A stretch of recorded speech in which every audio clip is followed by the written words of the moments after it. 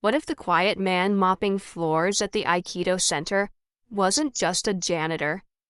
What if the eighth Dan billionaire black belt who challenged him was the one about to be disarmed, not by force, but by something far deeper? Now, let's begin. At precisely 9:02 a.m., the scent of cedar floors and disinfectant filled the air at the Westbridge Community Aikido Center. The glass doors whispered shut behind Lydia Tan, and all motion inside the dojo seemed to pause. She was not expected. She never announced visits. She preferred to observe when no one was trying to impress her.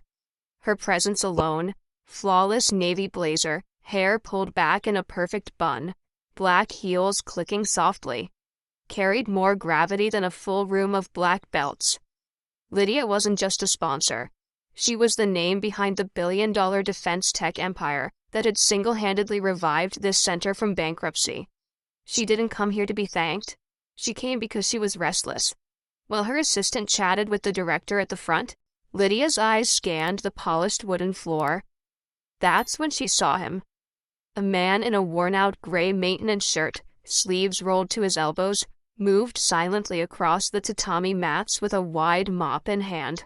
His motions were fluid, controlled, economical, almost practiced. His long brown hair, tied back loosely, framed a calm face that was focused entirely on the floor in front of him. He didn't glance up, not even when Lydia's shadow fell directly across his path. Interesting. She walked closer. Her heels tapped softly. Still no reaction, no stiffness, no nervous glances. Most people looked like they were preparing for inspection when she entered a room, but this man just kept mopping. She stopped a few feet away. "You're not a student here," she said. "I clean the place," he replied without looking up. "Doesn't mean you can't learn," she offered, folding her arms. "Ever sparred?" He finally looked up. His eyes were a quiet gray blue, unreadable but not hostile. There was something unshakably steady about him, not arrogant, not defiant, just anchored. And then he said it, calmly, clearly, without a hint of mockery. "Only if you promise not to cry." It was as if someone had cracked a ceramic vase in the middle of a silent temple. A ripple passed through the room. One of the younger instructors paused mid-demonstration, mouth slightly open. Even the director at the front desk had turned to look. Lydia didn't flinch, but inside something stung. She narrowed her eyes, unsure whether to be offended or impressed. "What makes you think I'd lose?" she asked, voice cool. He shrugged, returning to his task. "I didn't say you would, and yet you warned me." "I didn't," he replied. "I made a request." The mop slid effortlessly beneath his hands, as if the conversation had never happened. Lydia stared at him for another full 5 seconds, then turned and walked toward the observation area without a word. But something about her posture had shifted, barely. A single hairline crack in the polished marble. Jack Monroe didn't think much about billionaires. He thought about his son, Lucas, about what to pack for lunch, about rent and therapy appointments, not about powerful women in tailored suits who came looking for something they couldn't name. But even as he cleaned, he knew he'd startled her. He didn't mean to. He hadn't planned that line. It just came out. Something about her eyes had reminded him of people he'd seen back when he wore a fire helmet. Eyes that had seen too much and convinced themselves they could still carry more. He didn't spar with people like that. Not unless they asked twice. Lydia sat in the back of the dojo, her eyes fixed on the class in front of her, but her mind elsewhere. Who was he? The janitor. He didn't look like a janitor. There was a control to the way he moved that couldn't be faked. A kind of discipline. Not martial, exactly. But something lived in. Something earned. She tapped her pen against her notebook, something she only did when unsettled.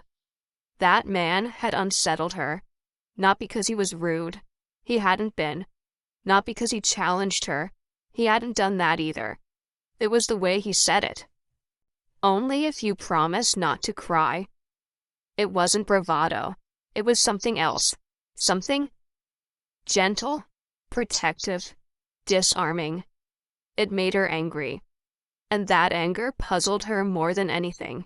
Later that afternoon, Lydia stood at the glass exit, waiting for her car. She glanced sideways, and there he was again, by the maintenance closet, rolling up the hose. His son, a small boy with sandy brown hair and large, solemn eyes, stood nearby, drawing something in a notebook. The boy didn't speak, just stared at her. Lydia gave him a polite nod. He didn't nod back. Instead, he tore the page from his notebook and walked over, his small sneakers silent on the dojo floor. He handed her the drawing, then returned to his father without a word. Lydia unfolded the paper. It was a sketch. A woman, clearly her, standing in a dojo. Alone, her face stern. But above her head, instead of sunlight, there was rain. Something tight clenched in her chest. She folded the paper quietly, slipping it into her leather folder without comment. Then she turned toward the doors, heels tapping, eyes forward. But her thoughts, undeniably, still behind her. Lydia Tan never returned to the same dojo twice, not unless it was absolutely necessary. She believed in structure, rotation, and strategic delegation. Repetition was for those who lacked discipline. Yet 2 days later, her silver sedan eased once again into the narrow parking space behind the West Bridge Community Aikido Center. This time, she didn't wear heels. She told her assistant she needed to evaluate instructional consistency. No one questioned her.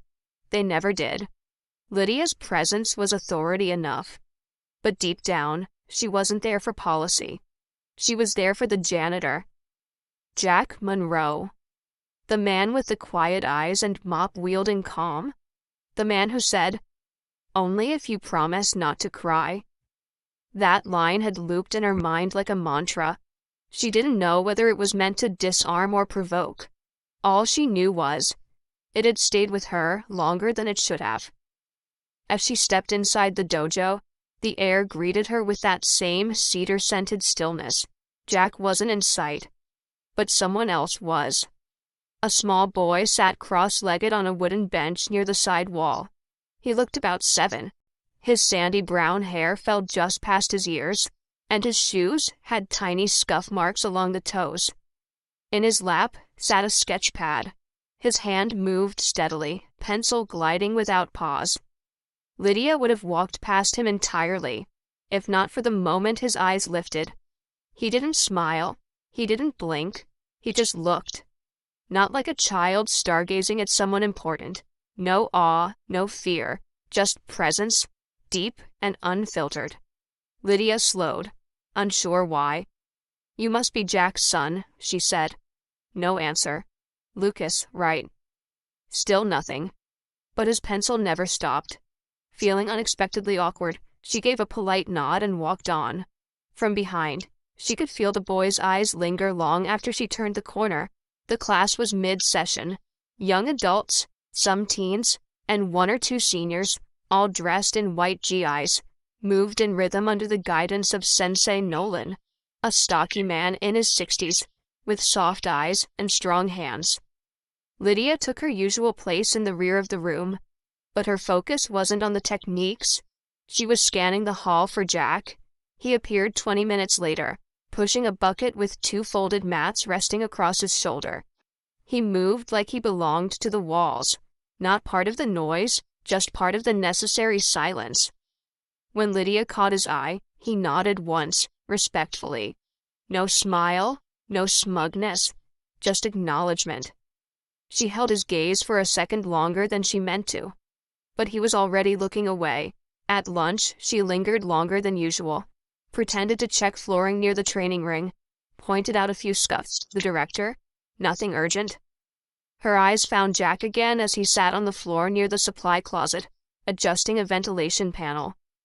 Lucas sat beside him, still drawing. They didn't talk much. Jack occasionally glanced at his son's page, then went back to his work. It was peaceful and oddly unfamiliar. Lydia had spent her life in boardrooms filled with voices trying to be louder than the last. This quiet between father and son, it wasn't silence, it was something better. She stood there longer than she should have, then finally turned to leave. That's when Lucas stood up. He walked toward her without a word, his sketch pad clutched in both hands. Lydia braced for something, though she didn't know what. Lucas stopped 2 feet from her and held the page forward. She hesitated, then took it. The drawing was crude, as expected from a child. But it had weight. A woman stood in the center of the page, her posture strong, but slumped. She wore a GI, martial arts attire. Around her, thick gray lines suggested falling rain. One hand was over her chest, as if holding something in. The other hung limp at her side. Her face was expressionless, but somehow broken. No words on the page, just the image. Lucas said nothing, and before Lydia could find a response, he turned around and returned to Jack's side. She looked up to find Jack watching. He didn't ask what Lucas had shown her. He didn't have to. Lydia folded the drawing carefully and slipped it into her coat pocket, then left. This time, she didn't walk quite as straight. That evening, back in her penthouse overlooking the bay, Lydia poured herself a glass of mineral water and stood by the floor-to-ceiling window. The city lights below shimmered like stars fallen to earth. Her phone buzzed with calendar alerts, investor meetings, design deadlines, an award ceremony she was expected to attend. She ignored it all. Instead, she took out the drawing. She looked at it for a long time. Long enough for the glass in her hand to gather condensation. Long enough for her breath to fog the window. Long enough to realize. She had never told anyone about the rain, not the literal storm that night on the mountain, not the weight she'd carried ever since, and certainly not the quiet ache that had settled deep inside, wrapped in discipline and routine, like a patient wound, left untouched. But somehow, a 7-year-old had drawn it. Not the storm she endured, but the one she never allowed to pass. Lydia Tan sat at the head of the conference table, her hands resting on a sleek folio of quarterly projections. Around her, voices buzzed. Terms like vertical integration, international rollout, and projected risk floated above polished mahogany. She heard none of it. Across the glossy table, one of her VPs was asking about a restructuring plan. Lydia blinked. "Sorry, can you repeat that?" An awkward pause followed. She never asked for anything to be repeated. Ever. The VP cleared his throat. "I was saying the projected merger timeline has been pushed up. They're requesting sign-off by Friday." Lydia nodded slowly, forcing her mind to re-engage. "I'll review it tonight." But she wouldn't. She'd already read the report. Twice. She just couldn't focus. Because her mind was stuck somewhere else.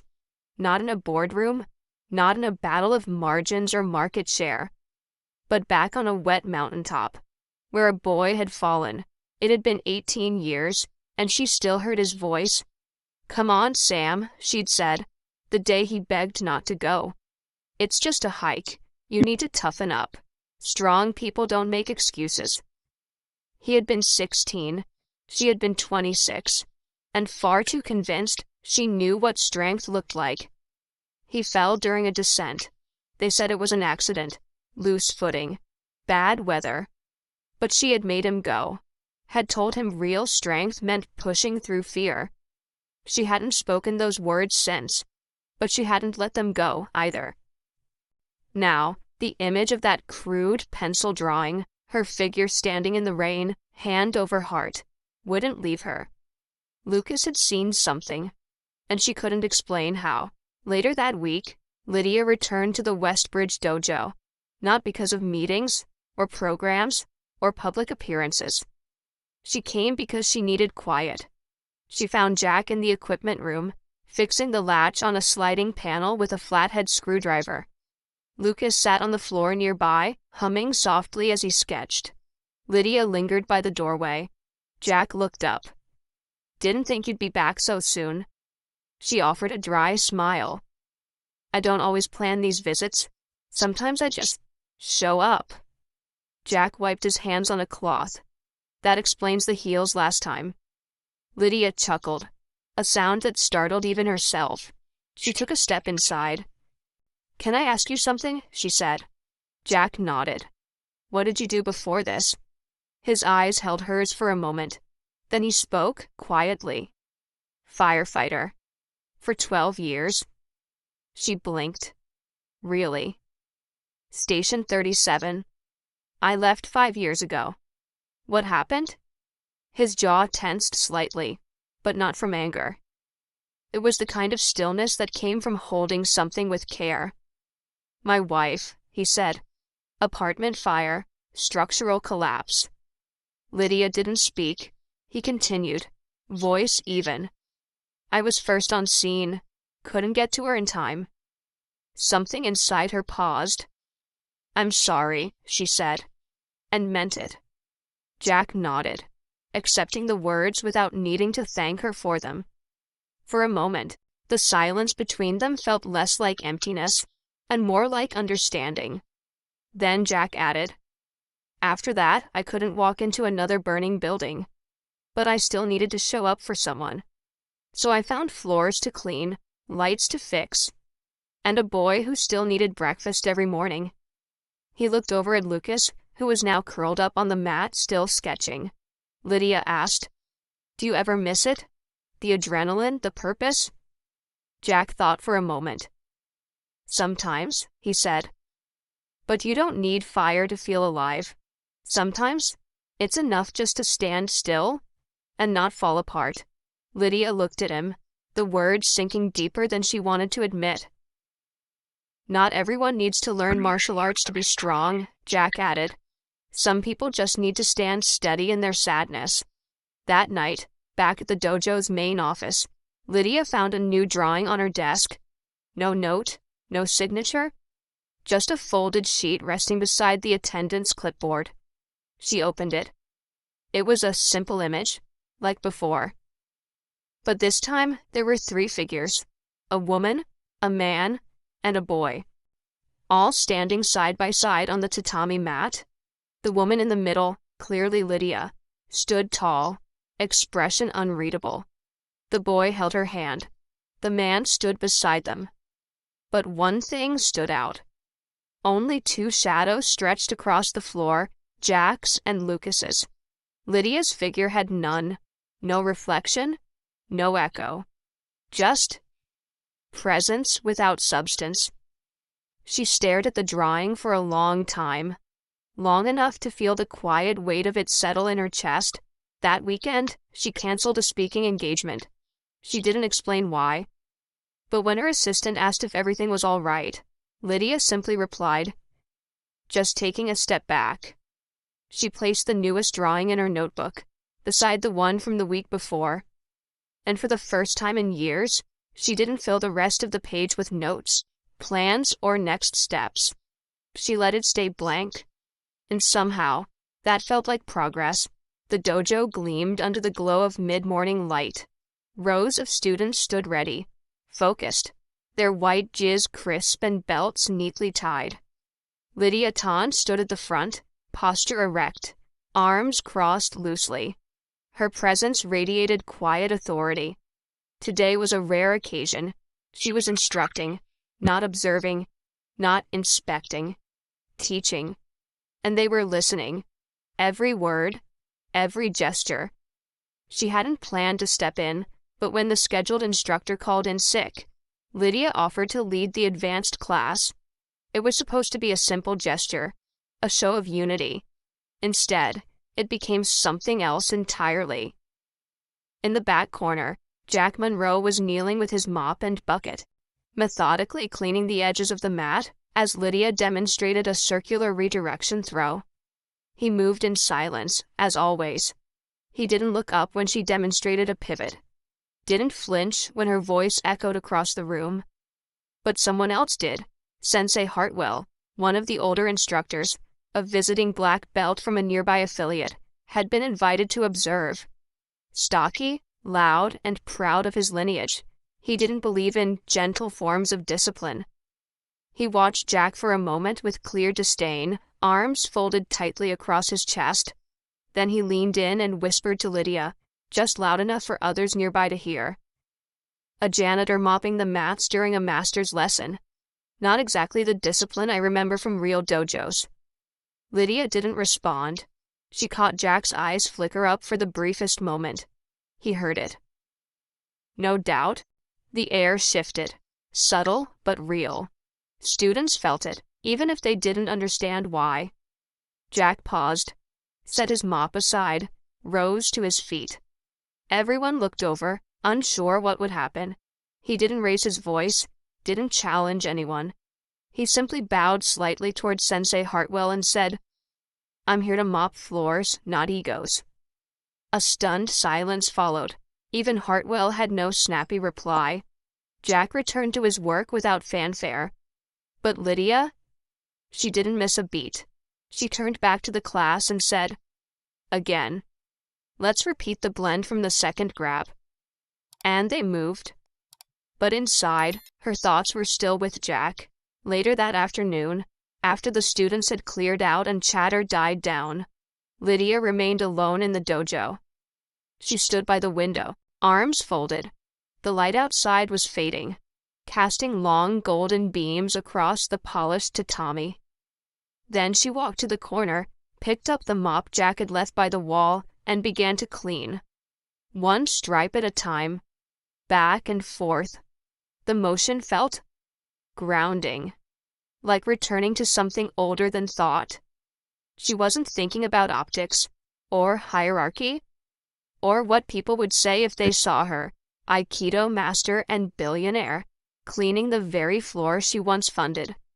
She was thinking about dignity, and how some people wore it in silence, rather than stitching it to their uniforms. The doors of the dojo were locked. The building was empty. Lydia moved quietly, alone, just her and the mop, and the fading sound of breath. When she finished, she leaned the mop against the wall and stood in the middle of the room, still in her GI, sweat on her brow. She felt strangely calm. Then she noticed it, a small, folded crane resting gently on her right shoe. She bent down and picked it up, fingers carefully unfolding the delicate wings. A short note was tucked inside, handwritten in the careful but slightly crooked style of a child still learning letters. Ko jan tua mutron, nung kong fi voi bo chow. You lost a match, but not to my dad. Her heart paused. The simplicity of it, the clarity. Lucas had been there, watching, always watching. He'd seen something even the adults missed. She hadn't lost control. She hadn't lost face. She had lost to the kind of strength no belt could measure. That night, back at her penthouse, Lydia stared at the crane sitting beside the others on her bookshelf. There were 3 now. 3 silent messages. 3 mirrors. And in each of them, a truth she'd been avoiding. She could disarm an opponent in under 3 seconds. She could negotiate military contracts worth hundreds of millions. She could speak 5 languages and lecture on the philosophy of flow. But she couldn't explain why a janitor's quiet dignity left her feeling exposed, or why his child's honesty landed deeper than any compliment she'd received in years. She poured herself a glass of water, turned down the lights, and sat in stillness. She didn't cry, but she let herself feel it. And that, for Lydia Tan, was far more rare. The early afternoon sun filtered softly through the high windows of the dojo, casting long, golden rectangles across the mat. Lydia stood with her arms crossed, watching a small group of children stumble through basic Aikido footwork. They were a mix of backgrounds, some neurodiverse, others dealing with emotional trauma, a few simply shy or withdrawn. None of them moved with confidence. Their steps were hesitant, their posture curled inward, as though afraid to take up space. The lead instructor was doing his best, patient, composed, but it was clear the kids weren't connecting. Lydia frowned. Then her eyes shifted to the far wall, where Jack was kneeling beside a loose board, screwing it back into place. Lucas sat cross-legged nearby, drawing as always. Jack had a calmness that didn't fade, even when others faltered. There was no urgency in him, no tension, just presence. She turned back to the children, watching one boy hesitate before taking a step, then freeze altogether. The instructor gently corrected him, but the boy just stood there, head down. That was it. Lydia crossed the mat and approached Jack, her voice low but clear. "Can I speak with you?" Jack looked up, mildly surprised. He stood, brushing off his hands, and followed her to the side. "I need help with the special kids class," she said. "They're not responding to standard instruction. I think you could reach them." Jack tilted his head. "Me? You have something the other instructors don't," she said. "You don't push. You listen. You wait. That matters with children like these." Jack looked over at the group, now clumsily practicing roles under the instructor's guidance. "I don't know," he said slowly. "I'm not a teacher." Lydia raised an eyebrow. "You teach your son." Jack gave a faint smile. "That's different." She stepped closer. "You have a gift, Jack. I'm asking you seriously." His eyes softened, but his voice remained steady. "I'm not good at teaching how to strike or throw," he said. "I just know how to get up when the world falls apart." The words hit her harder than she expected. Lydia took a breath. "And maybe that's exactly what they need." Jack shook his head gently. "I fix things, Lydia. Floors, doors, sinks. I'm not qualified to teach in a place like this." His tone wasn't defensive. It wasn't dismissive. It was simply final. But Lydia felt it like rejection. Her shoulders tensed. Her voice lost some of its polish. "You think I would have asked if I didn't believe in you?" she said. "Or is it that you're afraid to be seen doing something that matters?" Jack's jaw tightened, but not in anger, more like sadness. "Some things," he said quietly, "don't need to be seen to matter." She stared at him, unsure what she was more upset about, his humility, or her own pride being bruised. Before she could speak again, a small hand slipped into hers. She looked down. Lucas. He had approached without a sound, his sketch pad tucked under one arm. He didn't say anything at first, just looked up at her with those wide, unblinking eyes. Then, softly, "Bo chao dai gioi lam," he whispered, "Chi lang woi lon kong et doi." "My dad teaches well. Grown-ups just don't listen." Lydia swallowed. The words were simple, but they didn't feel small. They felt earned. Lucas gave her hand a gentle squeeze, then returned to his corner. Jack watched the exchange without saying a word. But his face had changed. The lines around his mouth had softened. There was something unreadable in his eyes. Maybe guilt. Maybe gratitude. Maybe both. Lydia turned to go. She didn't argue further, didn't push. She just walked back toward the children, her heels silent on the mat.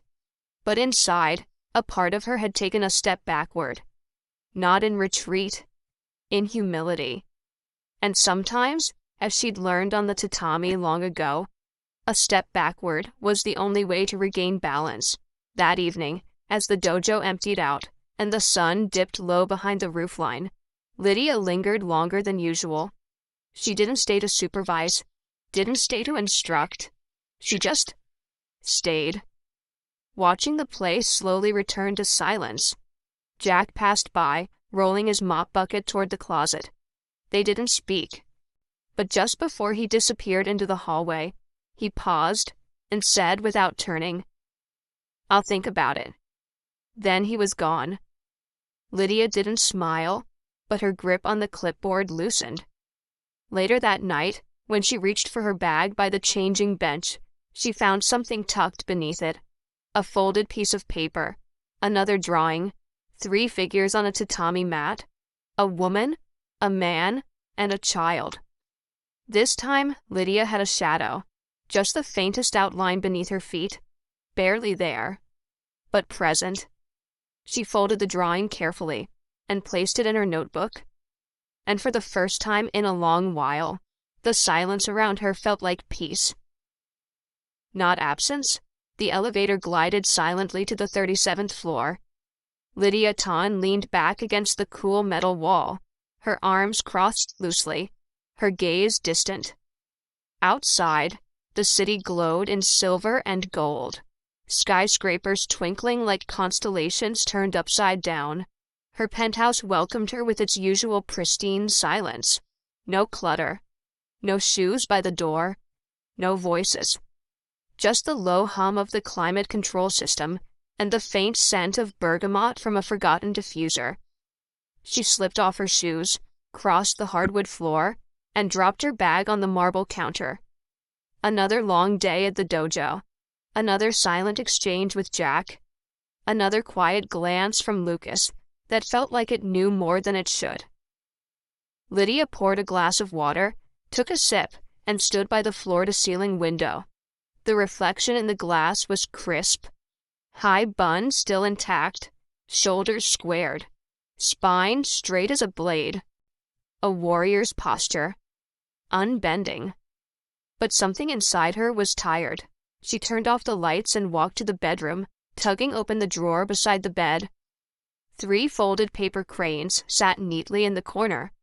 She touched them without unfolding, just pressing her fingers against the creases, as if hoping their messages would seep into her skin. Then she laid down, closed her eyes. And the past returned like a tidal wave. The air had been thin that day, clear, sharp, biting. The mountain trail was steep, winding through pines that danced in the wind like restless ghosts. Lydia was 26. Her younger brother Samuel was 16. All limbs and unfinished confidence. He had begged her to turn back. "Let's go another day," he said. "I'm not feeling right." But Lydia had shaken her head, firm. "You need to finish what you start. Don't fold just because it's hard." She remembered the look he gave her, hurt masked as defiance. They kept going. The trail narrowed. The rocks loosened. She remembered hearing the crack of gravel shifting under weight, the sudden cry. She turned, just in time to see Sam stumble, one foot sliding out from under him, arms flailing to find balance. He didn't fall immediately, but she did hear what he shouted before he went over the edge. "You always want everyone to be strong, but I'm not you, Lydia."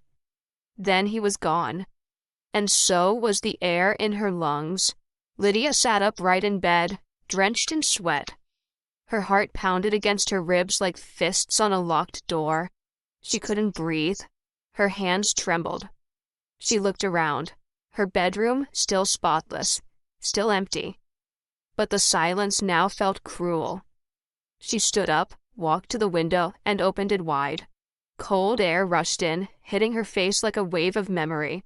She closed her eyes and let it sting. It was still dark when she arrived at the dojo.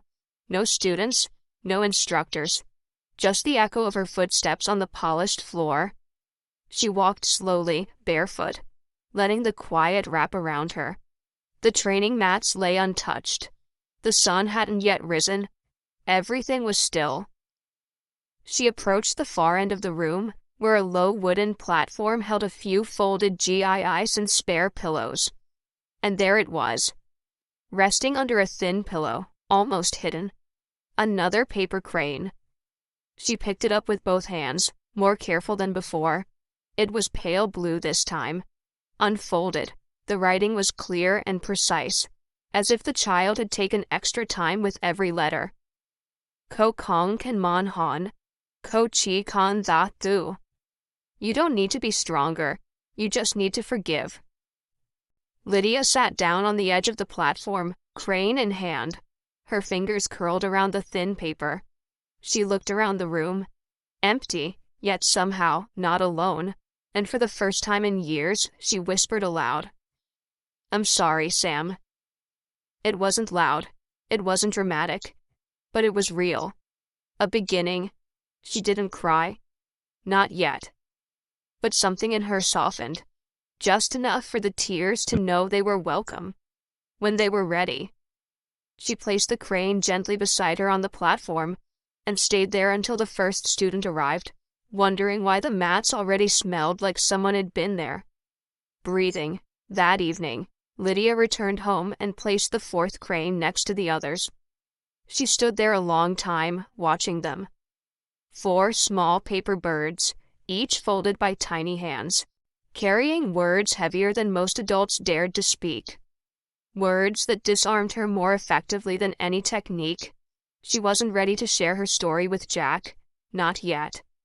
But maybe, just maybe, she was beginning to understand why he carried himself the way he did. Not to impress, not to win, but to stand. When others couldn't, the air in the dojo was too still.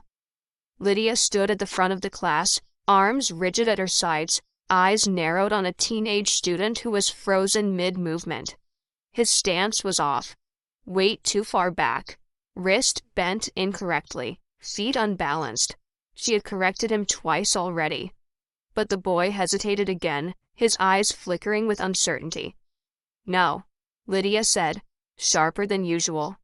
"Reset." The student tried, fumbled, his shoulder hunched, as if bracing for impact that never came. "You're anticipating," she snapped. "That's not what Aikido is. You're not here to flinch. You're here to listen, to feel." Again. The room was quiet. No one moved. Even the other students had begun to shrink slightly, sensing something rising beneath Lydia's voice. The boy tried again. This time, his foot slid on the mat. He stumbled forward. That was it. Lydia's voice cut through the air like a whip. "Stop." The sound bounced off the walls, far louder than she intended. Her breath caught. Her pulse thudded against her collarbone. Everyone in the room froze. No one dared meet her eyes. The teenager lowered his head, shame flooding his posture. Lydia's chest rose and fell. She had never raised her voice like that in a class before. Not once. She opened her mouth to speak, to soften the moment. But the words wouldn't come. Her throat had tightened. Her own discipline had betrayed her. And then, from the entrance of the dojo, came a voice. Low, steady, unapologetically kind. "Hin nu hum nai san kong kan lao nua." It seems like the floor doesn't need cleaning today. Lydia turned her head sharply. Jack stood by the doorway, holding a cloth in one hand, mop in the other. He bowed his head gently, then added, almost as an afterthought, "It's already crying." The silence that followed was not the same kind of silence from earlier. This one was softer, heavier. It pressed on the walls, the breath in every chest. Lydia looked at him, really looked at him, and for the first time in a long while she felt exposed. She didn't feel attacked. She didn't feel challenged. She just felt seen. The teenage boy stood frozen in place. The rest of the class didn't know what to do. Lydia's authority had never cracked before. But Jack didn't gloat. He didn't lecture. He just turned and quietly walked back into the hallway. Lydia stood in the center of the room, not moving. Her hands were shaking. No one noticed that part. She didn't say another word. She bowed to the class and dismissed them with a nod. Then she walked, calmly, gracefully, through the back corridor, until the moment the door shut behind her, and her back hit the wall, and the tears finally came. She didn't cry like a child, not loudly, not messily, but like someone who had fought too long, someone who'd been carrying armor for so many years She forgot it wasn't her skin. Tears slid down her cheeks quietly. No sobs, no shudders. Just the kind of crying that felt like letting go. Not of strength, but of pretense. She stayed in that hallway for a long time, listening to the distant shuffle of shoes, the echo of someone practicing falls, the hum of the building exhaling its daily breath. Eventually, she wiped her face, straightened her GI, and walked back into the dojo. Empty now. The floor shone under the light, not because it had been cleaned, but because no one dared disturb it again. She walked across the tatami slowly, removed her sandals, let her bare feet touch the surface. She bowed at the center. This time, not as a master, just as someone still learning. That evening, Lydia didn't go straight home. She stayed behind, sitting alone on the edge of the mat, staring at the wall where the calligraphy scroll hung, one that read, Ki one Nagare. Energy must flow.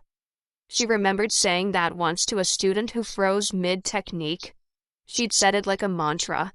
But today, she had been the one who froze, the one who struck, not flowed.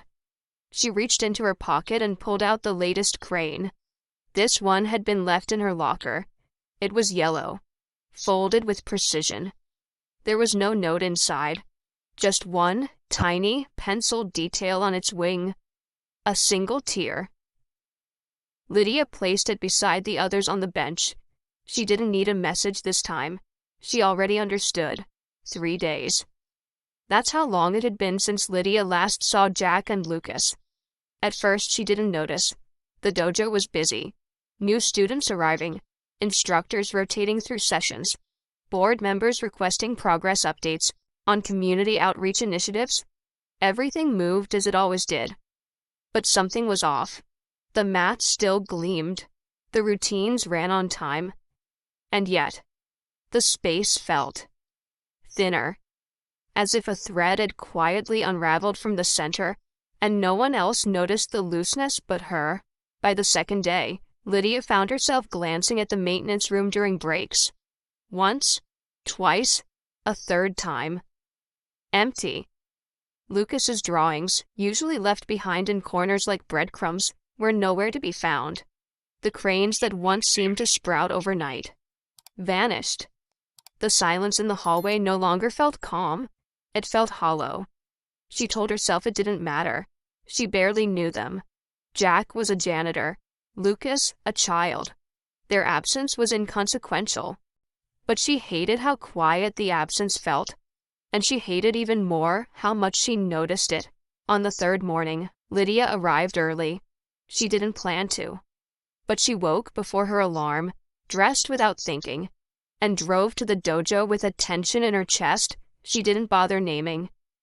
She entered the main room to the usual sound of distant training sandals and light footsteps. But this time, there was something waiting for her. On the bench near the entrance sat a single sheet of white paper, folded in half, propped gently against her water bottle. No crane this time, just a flat piece of paper. She unfolded it slowly.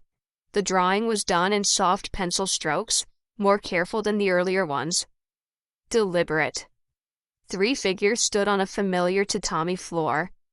Lydia recognized herself immediately, not just from the signature bun and posture, but from something else. The weight in her stance, the way she stood not above or apart, but between. To her left stood Jack, hands at his sides, expression calm. To her right stood a young boy. Not Lucas. Another child, older, wearing a jijai, barefoot and focused, his face blurred with light shading but full of presence. A student, one of her students, and scrawled above the figures in Lucas's handwriting, Ko Kong Kan Thang, Chi Kan Kei Lai. You don't have to win, just come back. Lydia's throat tightened. She folded the paper once, carefully, and slipped it into her inner jacket pocket like something sacred. Then she turned and walked out. She hadn't visited anyone's home in years, not unannounced, and certainly not outside business. But 15 minutes later, she was standing outside a modest brownstone tucked into a quiet neighborhood, with tall trees and peeling paint on the fences. Jack's truck was parked in the driveway. She knocked once. Jack opened the door, surprised but not startled. He didn't say anything, just waited. Lucas stood behind him, half hidden, clutching a juice box. Lydia reached into her bag, pulled out a single sheet of paper, and placed it in Jack's hands. He opened it. It was a completed application form, already signed. Request to assist in special training sessions. Community Children's Program. Under desired role, she had simply written, Assistant Instructor. Volunteer. Jack looked up at her. Lydia didn't smile with her mouth. Not yet. But something in her face softened. Cheeks relaxing. Eyes warm for the first time in years. And then, slowly, she smiled. Genuine. Small. Undeniable. Jack folded the paper gently. You sure? He asked. She nodded. I don't need to lead. I just want to stand where it matters. From behind him, Lucas stepped forward. He handed Lydia a folded piece of yellow paper. Not a crane, just a folded square. When she opened it, inside was a message written in big block letters. This is the part where you bow. Lydia laughed. Really laughed. It was awkward. Sudden. Like a sound she hadn't used in years.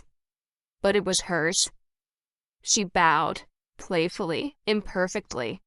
And Lucas beamed. Jack stepped aside, holding the door open. I think, he said, we can make room. Lydia walked through the doorway without another word.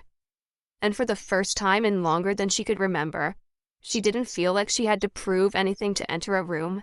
That evening, they stood on the tatami mats. 3 figures, 2 adults, and 1 child, preparing the space for the next day's children's class.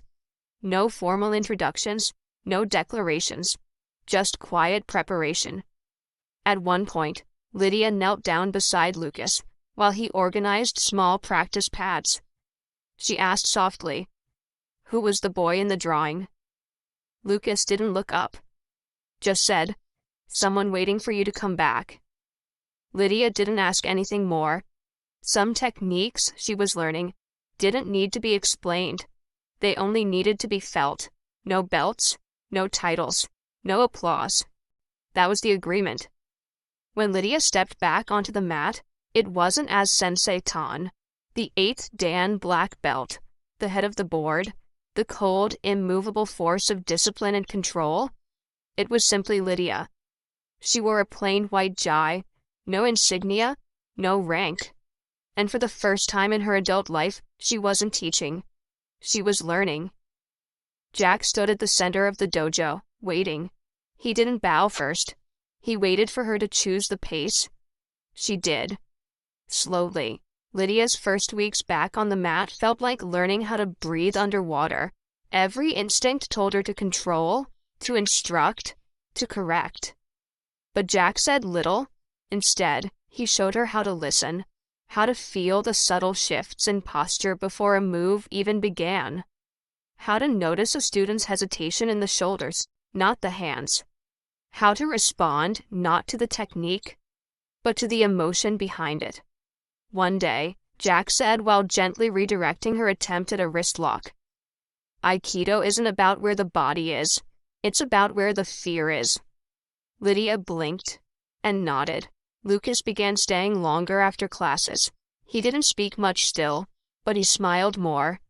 He laughed when Lydia clumsily slipped during an evasive roll and landed flat on her back.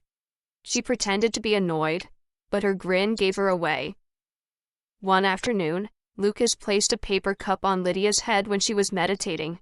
When she opened her eyes, he whispered, "If you move too fast, it spills."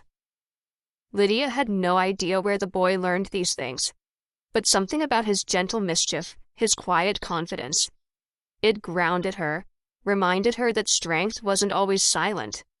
Sometimes it giggled. As days passed, Lydia's pace changed. Her mornings weren't stacked with back-to-back conference calls. Her phone stayed in her locker. Her calendar cleared itself. She started noticing little things.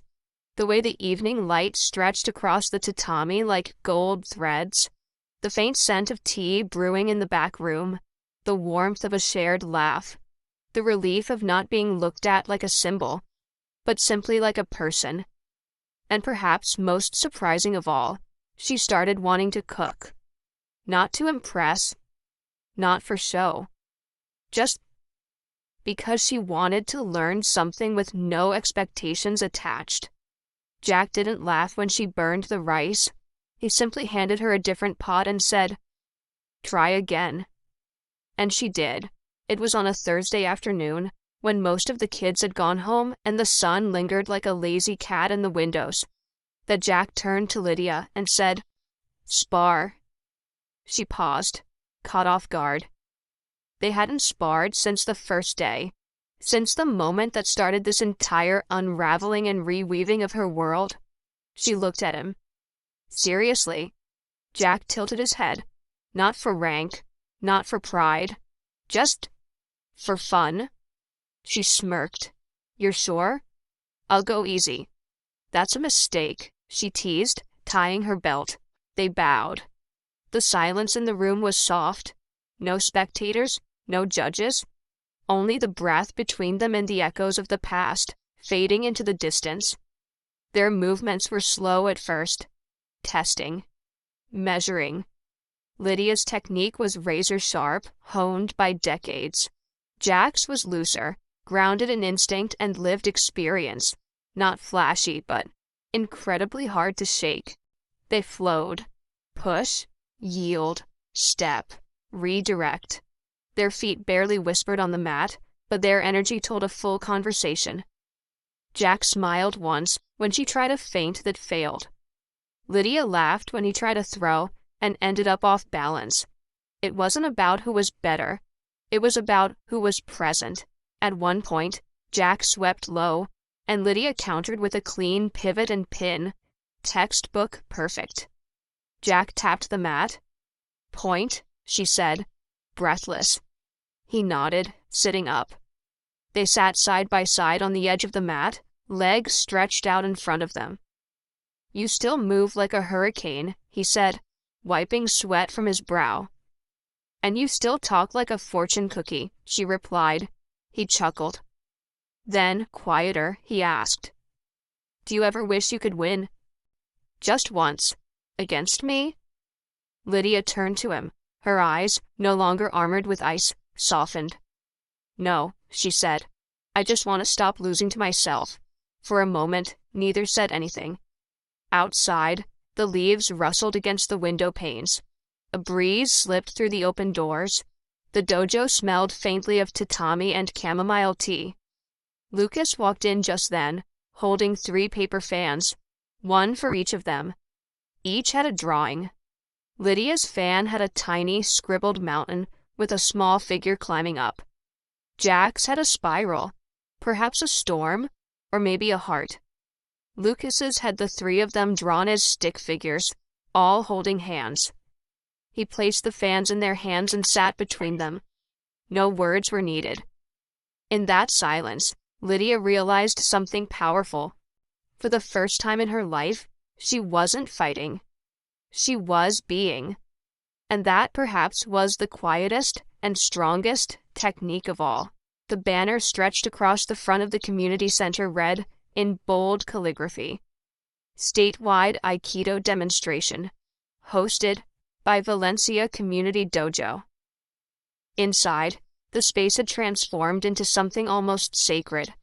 Rows of neatly arranged tatami mats, polished windows reflecting crisp sunlight, and folding chairs set up for a full house. Dozens of young students, instructors, parents, and guests moved in coordinated chaos, prepping uniforms, adjusting sashes, double-checking sound systems. At the center of it all, Lydia wasn't. She wasn't adjusting microphones or giving orders. She wasn't at the podium or warming up in the main ring. She was in the back hallway with a mop in her hand, sleeves rolled up, slowly and methodically wiping the edges of the hallway where muddy footprints lingered. Jack worked quietly beside her, his motions practiced and calm. They hadn't spoken much that morning, but there was no need. There was something deeply reverent about what they were doing, not just cleaning a hallway, but preparing a space for others to shine. From time to time, someone would walk by and freeze for a beat, startled to see her, the Lydia Ton, wiping down corners like a janitor, but she never flinched, never explained, only smiled and kept working. The students were lining up now, instructors calling names, chatter, laughter, light nerves in the air. The media was here too. Local press, bloggers, a few martial arts publications. Lydia was supposed to open the event, speak as the host, and then do a short kata demonstration. It had been on the schedule for weeks, but this morning she asked for her name to be removed. "Are you sure?" the event coordinator had whispered, stunned. Lydia had nodded, tying her hair back. "Let the students take the stage. I'd rather be of use where no one's looking."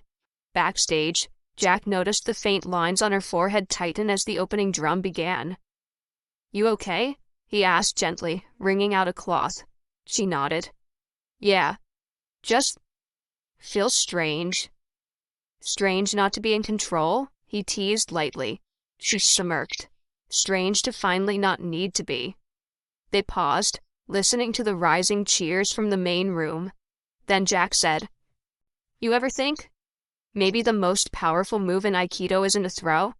She looked at him, curious. He continued, "Maybe it's the bow." Lydia raised an eyebrow. "You mean the greeting?" He shook his head. "Not the one people can see." Minutes later, one of the senior instructors rushed into the back hallway, clearly out of breath. "Ms. Tan," he said, flustered. "Everyone's asking where you are. The board is here. The reporters. They're going to think." Lydia stopped him with a calm, unhurried glance. "I know what they'll think," she said, placing the mop back in its bucket. He hesitated. "So, you're really not going out there? Not even for a bow?" She stepped toward him and smiled gently, not with superiority but with something softer, something almost maternal. "I will bow," she said, "just not where the cameras can see it." Later that afternoon, when the last round of applause echoed through the rafters and the crowd spilled out into the late autumn sun, a woman from the press cornered her near the storage room. "Ms. Tan?" she asked, recorder already on. "Some say your absence on stage means you're stepping back. Others wonder if it's because of the rumors you've softened." Lydia tilted her head. "Softened?" The woman chuckled awkwardly. "Well, you've always been this fierce symbol of excellence, of strength. Some are saying you've lost your edge." Lydia looked past her for a moment, toward the mat where 2 7-year-olds were practicing break falls, toward the wall where Lucas had hung his latest crayon poster. "Aikido is when your heart listens before your hands move." Then she turned back to the reporter and answered quietly, "This is the first time in my life I've bowed, and not felt ashamed." The reporter blinked, confused. "Ashamed?" Lydia didn't clarify. She didn't need to. That evening, when the last chair was folded, the last trophy handed out, and the center emptied to only a few staff cleaning up, Lydia found herself again with a mop. Jack was drying mats, whistling softly under his breath. Lucas was drawing in the corner, humming. Lydia paused her work and asked, "Did you ever imagine your son would be the one who sees through everything?" Jack looked over at Lucas and smiled. "He's got eyes that don't just look, they understand." Lydia nodded slowly. "I used to think I was the strong one in my family," she said. "But the truth is, I spent most of my life afraid of what would happen if I ever stopped winning." Jack leaned on the mop handle beside her. "And now?" She looked up at the banner still hanging from the ceiling, wrinkled, slightly crooked, but proud. Now I want to teach others how to stop fearing that too. As they prepared to leave for the night, Lydia turned to Jack one last time and said, "You know, I think you were right." He raised an eyebrow. "About what?" She smiled. "The invisible bow. It's the hardest one." Jack chuckled, tossing his towel over his shoulder. "But also the most honest." They turned out the lights together, and for the first time, Lydia walked away from the mat, not as someone who had stepped down, but as someone who had finally stepped in. The dojo was quiet that morning. No students yet. No clashing feet on tatami. No sounds of practice swords slicing the air. Just sunlight, spilling like liquid gold across the mat, and the faint creak of the door opening. Lydia stepped in. She wore a plain white jai, no belt, no insignia, no titles, just fabric and breath and the sound of her own footsteps. Her hair was tied simply, her face calm, not the face of the undefeated fighter or the CEO who silenced boardrooms with a stare, but the woman beneath it all, one who had finally stopped running from herself. At the far end of the mat stood Jack. Beside him, Lucas held something in his small hands, clutching it as if it were made of glass. They both turned as Lydia approached.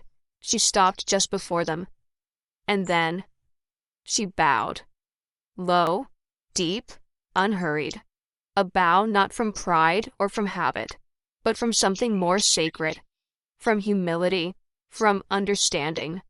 From a kind of strength no dojo ever taught. When she rose, Lucas stepped forward and placed something gently into her palm. A crane. Soft white paper, carefully folded, the edges worn from being held for too long. On its wing, in small, almost shaky letters, were the words, "You cried." But this time, it was to grow. Lydia blinked, once, and that was enough. She looked down at the boy, whose silence had always said more than most adults ever could, and she whispered, "Thank you." Then Jack took one step forward. His voice was soft, playful, but edged with something older, something that had waited a long time. "Spar today." Lydia met his eyes, those clear, grounded eyes that never judged, never pressed, only saw. Her lips curved into the gentlest of smiles. "Only, if you promise, not to fall in love." Jack raised an eyebrow, mock serious. "That's a dangerous promise to make." She turned, stepping barefoot onto the mat, crane still in hand. "I didn't ask you to make it." They circled each other, not as teacher and student, not as janitor and billionaire, not even as man and woman. Just two people. Alive, present, real. Each breath was a movement, each glance a conversation. The mats no longer meant victory or loss, just space. A space where connection happened, not collision. They sparred, lightly, laughing at off-balanced steps, smiling at near misses, reading each other not by force, but by rhythm. Lydia moved with grace, but no longer with the need to prove. Jack countered with patience, never rushing, never pushing. It wasn't a fight, there was a dance. At one point their hands met, palm to palm. Lydia froze, not from fear, not from pain, but from how right it felt. She lowered her hands. He did too. And then there was stillness. Afterward, they sat at the edge of the tatami, catching their breath. Outside, the wind chattered through the autumn leaves. Inside, time slowed. Jack spoke first. "You've changed the way I see this place." Lydia chuckled softly. "You're the one who made me see it at all." Lucas, sitting quietly nearby, began folding another piece of paper. Small hands, careful, precise. Jack added, "You know, I was never afraid of you." "Not really." She tilted her head. "Why not?" "Because the first time I looked in your eyes, I didn't see power. I saw someone trying not to drown in it. Lydia nodded slowly, her voice low. And the first time I saw you, I thought, what's a man like that doing holding a mop? And now, he asked. She smiled. Now, I wonder why I ever thought the mop wasn't a weapon. They laughed, both of them, for real this time. No walls, no masks, just breath and healing. As the sun began to shift, painting long golden shadows across the floor, Lydia stood. I don't know what comes next, she admitted. Jack rose beside her. Me neither. Lucas came over, holding up the freshly folded crane. He didn't say anything. He didn't need to, because they both understood now. Healing isn't loud. It doesn't come with applause. It comes with quiet steps, on quiet days, in places where silence is finally safe. Lydia took the crane and looked down at Lucas. Do you think I'll ever be strong enough? Lucas shrugged, grinning. I think you already are. They walked out of the dojo together, not holding hands, not saying much, but side by side, step for step. And for the first time in her life, Lydia didn't feel like she was falling behind. She felt found.